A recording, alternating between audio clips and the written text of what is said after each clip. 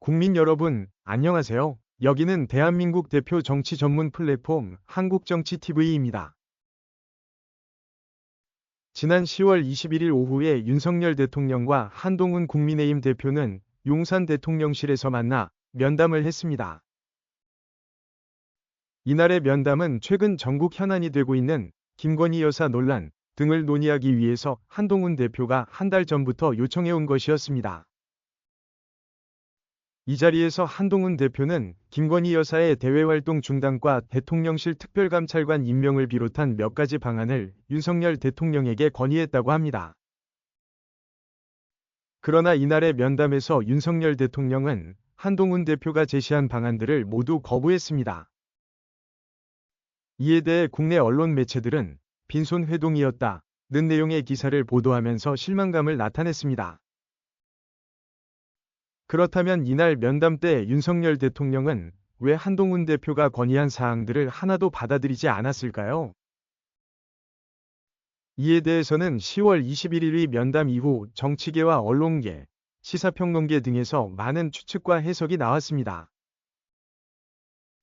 그런데 10월 21일이 윤석열 한동훈 면담 빈손으로 끝난 이유를 살펴볼 수 있는 언론 매체의 보도가 10월 27일 나왔습니다. 10월 27일 국내 언론 매체인 경향신문은 돌 맞고 가겠다던 윤 대통령의 친윤계, 김 여사 서면 사과 제안이라는 제목의 기사를 보도했습니다. 이 기사에 따르면 윤석열 대통령은 윤한 면담 때 한동훈 대표가 내놓은 김건희 여사 논란 등에 관한 해결 방안을 받아들이면 안 된다는 생각을 했다고 합니다. 그 이유는 한동훈 대표가 제시한 안을 받아들일 경우 한동훈 대표에게 굴복하는 것처럼 보일 수도 있기 때문이었다고 합니다.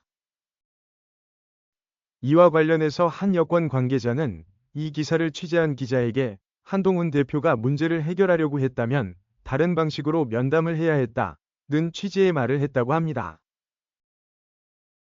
즉, 한동훈 대표가 자기 안을 가져와서 윤석열 대통령에게 통보하는 식이 아니라 논의하는 방식으로 했어야 했다는 것입니다. 그러면서 윤석열 대통령을 잘 아는 한동훈 대표가 이 일을 해결할 생각이 없었던 것이라고 말했다고 합니다. 이어서 이 관계자가 윤석열 대통령 입장에선 한동훈 대표의 요구를 수용하는 것은 절대로 할 수 없는 일이었다고 지적했습니다.